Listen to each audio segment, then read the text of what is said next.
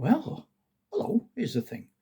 I've just been to physiotherapy up at the hospital uh, with the Parkinson's. Well, obviously, that's a dread because I can't go anywhere without it. So I couldn't have gone to the hospital without the Parkinson's, like left it in the back and then picked it up on the way back. It's like those signs you see in places that say ears pierced while you wait. And it makes you wonder how else they might do it. I don't know. Perhaps you leave your ears and you pick them up on your way back. I'm having a 1970s day. So today I'm only really doing things that I did in the 1970s. But while I was out, I went into a newsagent's and I found some Commando comics I used to buy in the summer holidays. I used to buy one a day when we were at the caravan park in Skeggy. So I bought a Commando comic. Um, and then I hobbled up to the physiotherapist. Now, so I thought it might be useful to talk about what you do when you go to the physiotherapist. And then I thought it might be useful to talk about the sort of tests you might face. Somebody's just said to you, I think you've got Parkinson's. And we're going to send you for some tests. And you think, oh, no, I'm rubbish at tests. I always put C. Always go for the middle answer. It's not like that. It's dead easy. So it's all sort of things. Can you do this? And you can always do. I think you can always do them a bit, and then they look at you and go, ooh, yeah. So it's like, have you got a noticeable tremble? Which, to be honest, when I first went, I didn't. It wasn't like this thing, and now I've got this appendage. It was a lot subtler than that. And then and you do both hands, and then you do a thing where you like make little snippers fast as you can, and I think you do as big as you can. I can't remember. And then you get some hands in and out, and as fast as you can, as wide as you can. And then you sort of my one. They'd asked me to draw like a circle, or and to write something, and they must have known they were looking for something. I've no idea what. I think when you got pregnant, your writing gets littler. I don't know that. I'm guessing.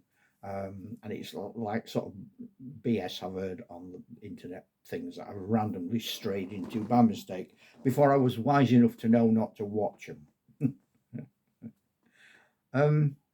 So yeah, so I went and did a big talk all about talked about this, about a YouTube thing. And see, she was seriously underwhelmed. No, she wasn't. She thought it was a good idea. And while we talked about the exercises, now I'm going twice a week now, not just once a week. And walking the dog, and just things I'm doing, positive things I'm trying to do. So we did that. She wrote things down. What she typed them? I don't know what she typed.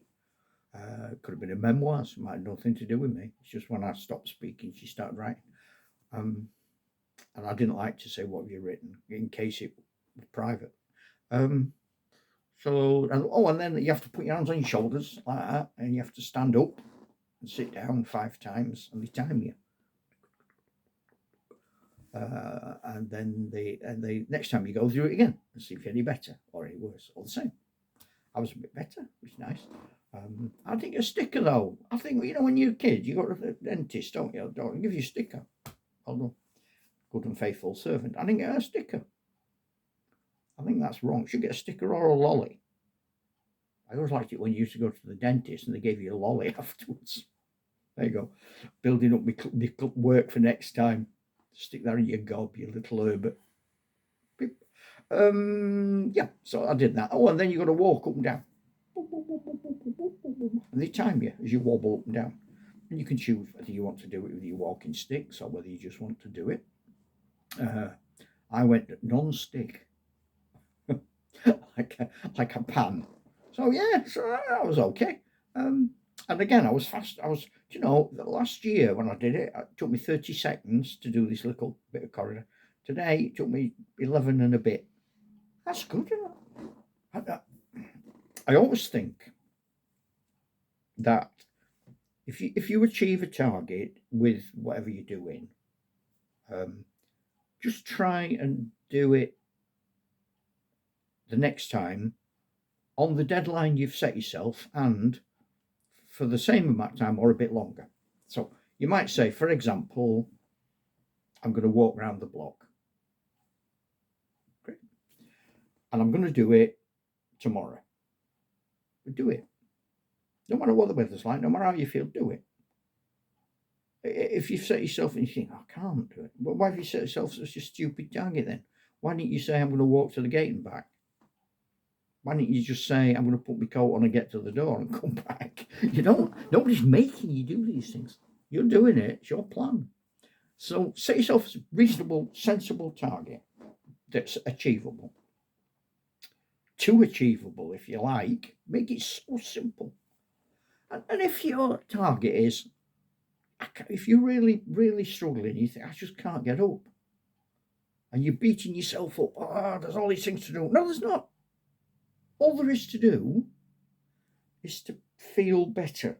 That's your only priority. So you think, I just want to snuggle up under a blanket. Fantastic. That's your goal. That's your target. You're going to take an hour out of the day. You're going to snuggle up under a blanket. And you're going to do nothing. Zilch. And if you'll pardon my French, bugger all. And you're going to be proud of it. Think on. So I'll put a bit of music on if you like. You know me, I like a joystick. Burn one of them. Have some scented candles. Put an eye mask on. Not one of them with holes in the middle. It'll look like a Lone Ranger. Hail Silver, away! No, that's not relaxing. You might nod off. See, if I go, I have whatever music it is, and you put it on, and there's a blues compilation album. I can't remember what it's called, and I cannot get to the 4th track on that album without falling asleep. I sleep for about an hour. Well, not about an hour, about sort of dead on an hour. I have like a power nap, like an astronaut. I feel much better. I don't feel guilty.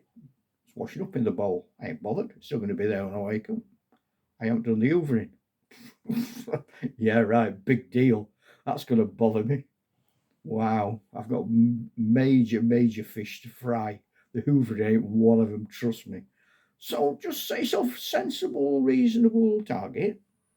I say, right, today I am going to walk to the shops. Today I am going to get dressed. Today I am going to watch a television program I like. I'm going to spend an hour just cosseted on the settee with a big blanket, hiding. Peeping. Peeping's good. Everybody comes in. Hide. Peep. So just enjoy yourself. And that's your target. And then the next day, tomorrow, say, and I think you should do it every day, personally. So tomorrow, you've got to do the same again or a bit longer. Or 2 things. I'm going to spend an hour snoozing, and I'm going to walk to the gate. Victory! But you'll find, like I did, that after however long, for me it's 5 years altogether, but it's sort of 2.5 years since I really started trying, I've gone from doing nothing to doing quite a lot. I really could. My wife used to take a deck chair out with us when we went for a walk with the dog, and we used to get out of the car park if we were lucky, and she'd pop the deck chair down, I'd sit in it, and they'd tootle off. Now, like today, I walked a mile into town. I walked up a big stonking hill. I walked back down the big stonking hill. I walked a mile home. I've taken the dog out. I'm knackered. I'm proper pooped. And that wasn't a target. That's because I had a hospital appointment. I ain't going there again tomorrow. That's not a target. I think tomorrow's target is probably to make a couple more of these YouTube things and try and make them a bit better. So that's my target for tomorrow. There's no physical activity. I'm not running up and down hills like Kate Bush. I'm just chilling. I did try to make a short, but I'm not sure I published it as a short. It was me trying to use a can opener to open a can, I did it short, but I don't know if it's appeared in shorts. And also, I pressed the off button before I finished talking, so there's a mysterious look at the end where you'll never know quite what I said. But somebody told I heard some young lady on the YouTube saying what you need is an air of mystery to keep people listening to the end. So that was it, air of mystery. And with that, and with no air of mystery, I will say, God bless us, everyone. This is Galen, over and out.